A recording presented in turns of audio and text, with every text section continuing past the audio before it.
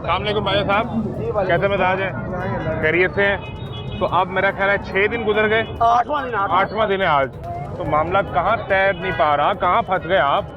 आपकी नहीं सुन रहे या आप उनकी नहीं मानते, बात कहाँ रुक गई? फंसे हम तो अपनी आवाज़ पहुँचाने के लिए आए और मुझे आज की डेट तक पूरा यकीन है कि ब्यूरोक्रेसी जो है वो सब अच्छा की रिपोर्ट दे रही है। मोहतरमा मैडम मरियम नवाज शरीफ साहिबा तक ये पैगाम पहुँच ही नहीं रहा कि कोई मुलाजमीन एहतजाज के ऊपर है। नहीं तो वो मियाँ मोहम्मद नवाज शरीफ साहब की बेटी है, वो मियाँ मोहम्मद नवाज शरीफ साहब जिनका नाम वादों की तकमील है। मुझे 100% यकीन है जैसे ही हमारा पैगाम हुआ आपका, जिन्होंने राब्ता इस्टेब्लिश करना है सबसे पहले तो उनकी खिंचाई होनी है। वो कौन कि है? तुम लोगों ने इतनी डिले क्यों की? ब्यूरोक्रेसी और कौन है? नहीं, जब इलेक्शन से पहले आप डायरेक्ट मिलने चले गए थे तो तब तो ब्यूरोक्रेसी ने राब्ता नहीं करवाया था, तब तो आप रात रात मिले जाके। उन्होंने एक कमिटमेंट कर दी, अब तो उन्होंने ये कमिटमेंट कर दी। That was the responsibility of the bureaucracy. मैं जो समझना चाह रहा हूँ, हमने जब पहले शो किया तो आपने और आपके दीगर दोस्तों ने बताया कि 2024 के इलेक्शन से पहले यानी 4 फरवरी को गालबन या 6 फरवरी को आप लोग जाके जाती उम्रा में मरीम नवाज से मिले। तो उस वक्त तो ब्यूरोक्रेसी ने राब्ता नहीं करवाया, वो जीरा नहीं थी, यानी वो आपका कोई चैनल था, कोई वहाँ से राब्ता बात हुई होगी। तो अब आप वो चैनल क्यों इस्तेमाल नहीं कर रहे? आज चांद नजर आ जाए तो कल रोजा होगा या परसों होगा, इन सब लोगों ने रोजे रखने हैं, इनकी मजहबी जो फरीजे हैं वो पूरे करने हैं, तो वो चैनल आप क्यों नहीं इस्तेमाल कर रहे? हमने सारे चैनल्स जो है वो यूज किए हैं, ऐसा कतन नहीं है। क्या जवाब आया उस पर?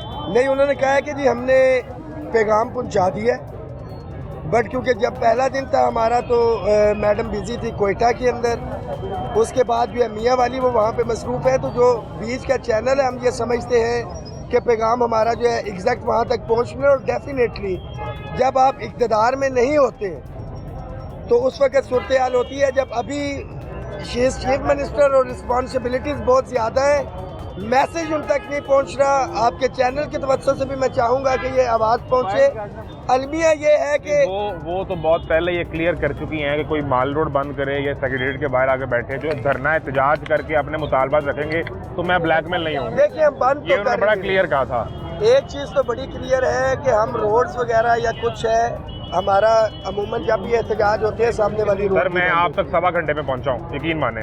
नहीं देखिए, इस सड़क से आते हुए मुझे लिटरल 1.25 घंटा लगा है वहाँ से यहाँ आते हुए। वो सेकंड जो है 2 रोया ट्रैफिक जो है उसके ऊपर चल रही है।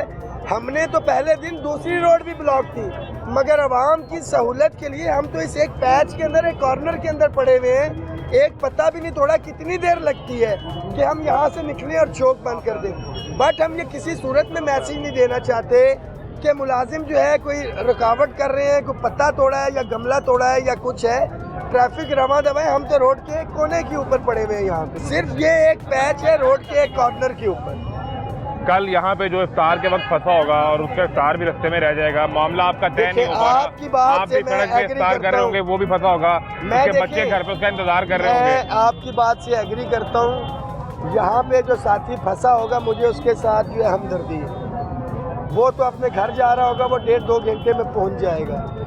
यहाँ पे तो किस किस सूबे, किस किस जिले, किस किस शहर से साथी आया हुआ है और यहाँ पे 10 दिन से है, उसकी परेशानी की आप बात नहीं करते। मैं तो उसी के लिए हाजिर हुआ हूं, वरना मेरे आने का मकसद क्या है यहाँ पे, मुझे ये समझाएं। सर देखिए, आप ट्रैफिक की बात कर रहे हैं, आपका ये सवाल वो भी उतना ही शहरी है सर।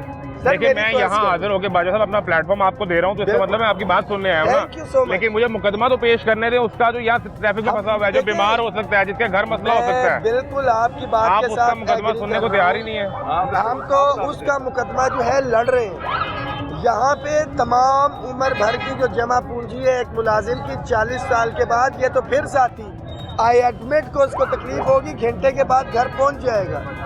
मगर जिसने सारी उम्र सरकार को दे दी और 40 साल के बाद रिटायरमेंट पे जा रहा है, उसने कैलकुलेशंस की हुई थी कि यार मुझे पैसे मिलेंगे, मैं कोई 2 कमरे बना लूँगा, कोई छोटी गाड़ी ले लूँगा, कोई रिक्शा ले लूँगा, या मैं अपनी बेटी जो है जवान हो रही है उसकी शादी कर दूँगा।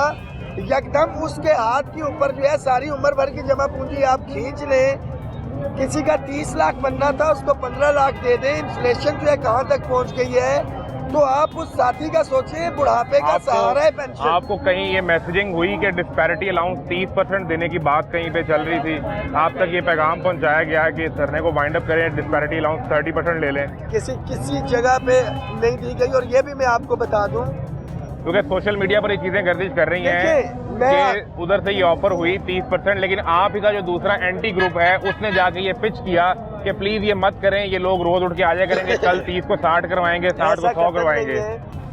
वो जो एंटी ग्रुप है, वो एंटी ग्रुप जो है, ग्रुपिंग तो हर जगह पे होती है, हमारी बदकिस्मती है। उस ग्रुप के मुताबिक तो ये था कि गवर्नमेंट उनको दे रही थी ऑलरेडी। तो भाई अगर ऐसी चीज़ है, ये तमाशा लगा हुआ है, गवर्नमेंट कभी भी अफोर्ड ना करती। अगर हम एंटी गवर्नमेंट थे और वो गवर्नमेंट के बड़े संजीदा और हमदर्द थे तो गवर्नमेंट उनको बुलाती और ऐलान करती, नोटिफिकेशन उनके हाथ में देती, हमारे आने से पहले चीज़ें वाइंड अप हो जाती। तो ऐसा किसी भी जगह पे नहीं है। हाँ, एंटी ग्रुप की तरफ से ये लाजमी है कि दिया ही ना जाए। जो साथी है, मुझे तरस आता है उनकी सोच पे, उनकी जहनीत पे कि आप मुलाजमीन की हकूक़ की बात करते हैं कि ये स्टेक होल्डर नहीं है। क्या ये इसराइल से मुलाजिम आए हैं या इंडिया से मुलाजिम आए हैं? कहाँ से आए हैं? ये पंजाब के मुलाजिम हैं, पिछले 8 दिन से इधर बैठे हैं। और आपके चैनल को मैं गारंटी देता हूँ कि रोज़े तो रोज़े, अगर ईद भी गुजारनी पड़ी तो Rahman Bajwa being chief coordinator all government employees grand alliance Pakistan, मैं यहीं पे बैठूंगा। अब आप पे एक तनकीद और है, एक मिनट, अब आप पे एक तनकीद और है कि अभी तो आप बात जो करते हैं वो अपने डिस्पैरिटी अलाउंस की, अपनी ग्रेजुएटी की, अपने दीगर मसाइल की करते हैं, और आप कहते हैं कि हम सब लोग सरकारी मुलाजमीन हैं जो सियासत करने यहाँ पे नहीं आए। अभी आपके स्टेज पे हाफिज नईमुर रहमान खिताब कर रहे थे, जिसको आप सियासी रंग तो आप खुद दे रहे हैं ना, देखिए वो एक पार्टी को बुला के अपना स्टेज दे रहे हैं, तो सरकार कहेगी तो सियासत कर रहे हैं यहाँ पे। मैं इसके ऊपर भी बड़ा क्लियर है हमारा मौक़िफ़ कि हमने आज 8वां रोज़ है, आज 8वां रोज़ है कि हम पुरअमन तौर के ऊपर धरना जो है दिए हुए। बाखुदा ला इलाहा इल्लल्लाह मोहम्मद रसूलुल्लाह, मैंने तो किसी को दावत नहीं दी। अगर कोई खुद आपकी दावत के बगैर आए यहाँ पे, बिल्कुल, जहाँ पे मेरी दावत के बगैर, मेरी हमदर्दी के लिए यहाँ से चलता हुआ कोई आए, देखे यहाँ पे परेशानी है मीडिया पे, अगर वो इधर आएगा तो इसका मतलब है सियासी एंगलिंग नहीं होगी इससे किसी सूरत में। मैंने आपको अभी भी कहा, स्टेज पे भी कहा कि हम रियासत के बच्चे हैं, हम हुकूमत के साथ खड़े हैं, हम बिल्कुल, हमारी गवर्नमेंट इधर आए, हम उनके साथ हैं। अगर कोई खुद से इधर आता है, इज़हारे यकजहती के लिए आता है, तो हम उसको मना तो नहीं कर सकते।